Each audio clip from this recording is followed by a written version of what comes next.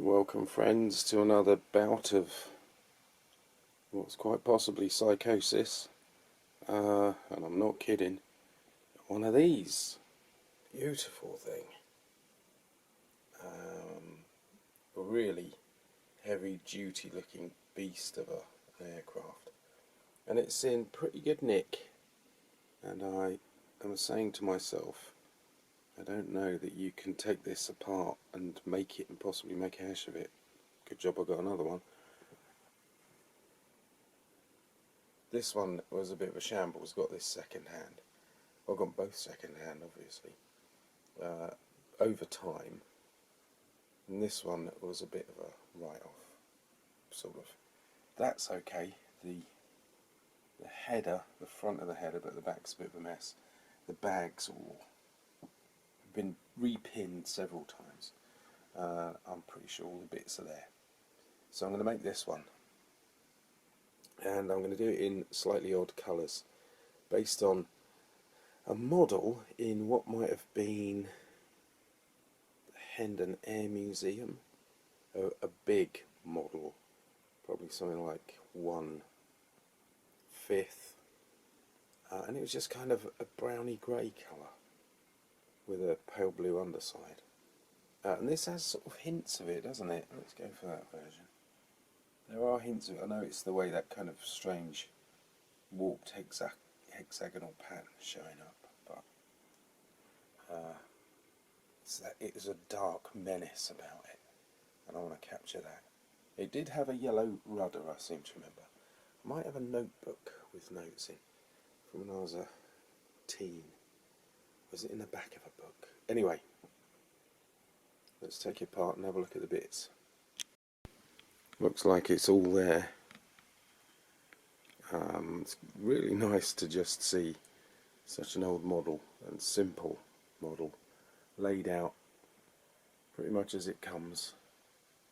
It's lovely. This is Airfix, people, and some nice, very almost stern, very formal instructions. Plenty of writing and chit chat. You don't get that so much these days, do you? And really clean stuff. I'm very much looking forward to this one, so hopefully I won't make a mess of it. What am I looking for? There's that as well, isn't there? Marvellous. And then finally, here we are. Very straightforward again. I mean, how are you meant to reproduce that? I do not know. And that one. But anyway, time to glue some bits together. It's literally thrown itself together. That is really nice. The mould is near perfect. It is crisp and clean. I've only got one bit of flash to deal with, and that was tiny. And the only problem that I've really faced, and I had this in a way with the Harrier, is one side of the fuselage was bowed out a little. So I had to clamp this up, but there's a tiny little gap appearing on the underside. I think that's age and storage, because this really isn't very big. It's probably just been a little bit under pressure, and it's not a serious issue, so superb. I don't want to paint it. It's so hauntological. It's so throwing me back to a previous era.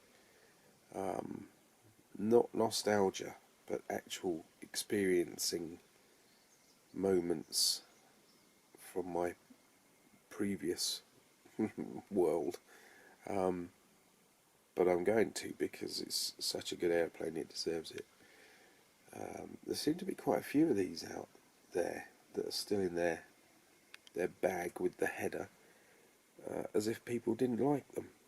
So I suppose I could look one day and I could build one of these unpainted. It's probably worth doing a couple. the Fokker triplane in the red plastic. That would be a good one. Anyway, I'm going to go and make a mess of it. Right, that's pretty much what I had in mind. It's probably not showing up too well at the moment. Speckles of colour. There is blue and yellow, but the red's showing up well. I did want it to be a little bit greyer, but I think we're all right. So I'm going to start with the tail plane, then put the feathers in and the engine, and hopefully it will all go well from there. Oh, and it wasn't blue underside. I found the sketch. In fact, I'll have to show that. It's a kind of beigey, you know, like they do, canvas with dope on. Anyway, let's get on. Mini Meltdown's just had a nervous breakdown because he's found that all day he hasn't been wearing a vest. Caused a massive screaming attack. But anyway, what do we have here? And out of focus. Far too close. Oh, come on. So the zoom isn't working. It was meant to be a superb shot. Nearly had it, didn't we? There we go. Should have been over by now. The tail plane's on. That's all. Never mind. No cat's come out. Plenty has gone on, and it's all gone very well. The only part which was a problem was this little gun at the front. Whoa, it's still soft. That's me losing my balance as well. But for some reason I put it on the stand. Had to clean the hole up, that's the only thing with that. And nothing else to report. It just went together superbly. I'll tone down some of the metal work there. There's a little metal patch on the gun that's come through. I didn't know I'd done it in metal, but oh, it was probably the grey plastic underneath. But apart from that, going fine. The top wing is lovely. One of the horrors of a biplane is getting everything lined up, but in particular the slot type like this are wonderful, where you have a bar joining the two struts and that bar fits into a groove in the wing. That was superb, and none of them actually needed gluing, but obviously I have because it won't last. And of course it squirted out a bit messy, but I can sort that out. So we are nearly there. Oh, we've got to do the men. They need a little paint job, obviously. And so we are done. But we come to the disaster section. First one is I had this next to the de Havilland, no, the Hawker Demon, and the wind blew the window, which was slightly open, and they both flew, glided across the room, but had very heavy landings, and their top wings came off. So now we've got shed loads of glue holding things. Oh, they're not even in the right place there. But anyway, great dollops of glue when I didn't need it. This is reminiscent of the Hawker Demon's problems in the first place. But secondly, and more importantly, I went to do the markings, and I rather like the markings on this one. They're slightly different.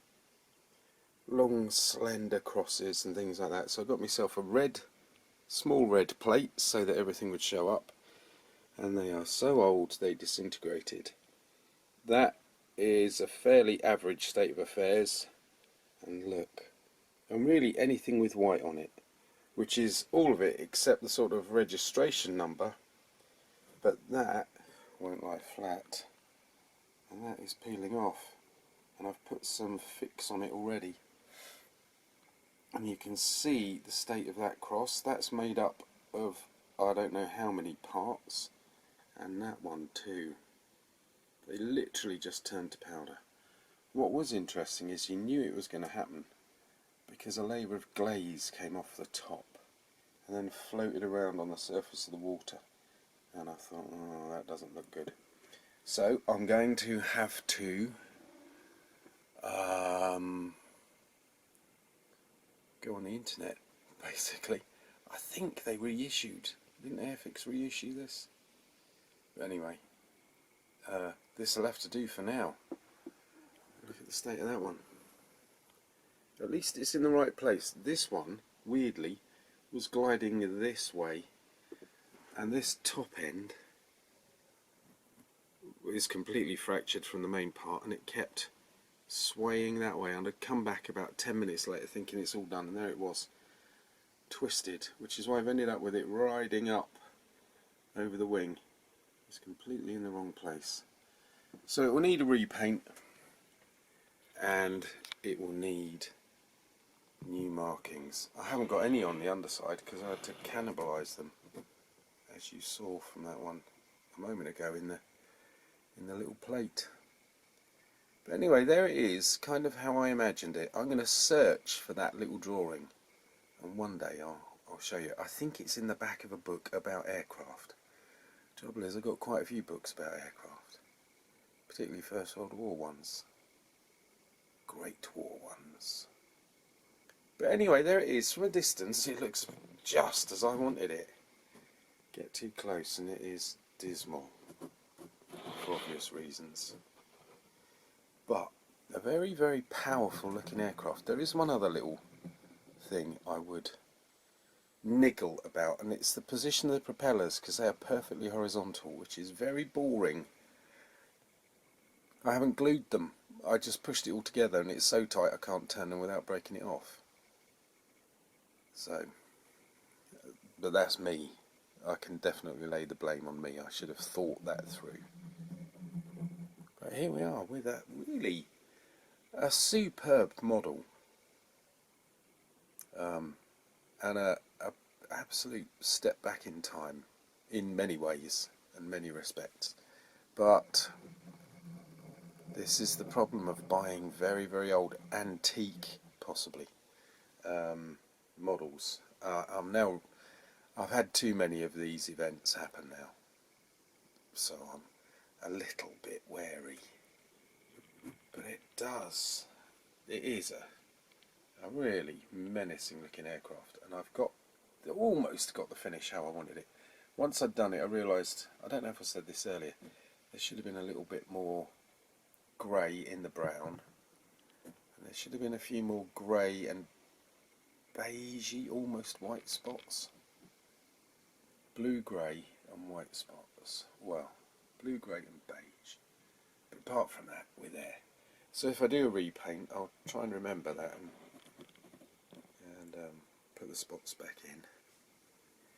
But a good model, has to be said. If you're into Great War aircraft, buy yourself a bunch of these, because they are good. And with those tragedies, I will leave us with this image. He says, not knowing what to do with himself. Here we are. There is our powerful looking aircraft. So, as always, thank you for watching. As always, there's a disaster. As always, I do apologise. It is a bit disappointing at the moment, isn't it? I had a run of bad luck. But I really enjoyed that right up until the last moment. It took blooming hours to put all those bits of cross together. But there we go.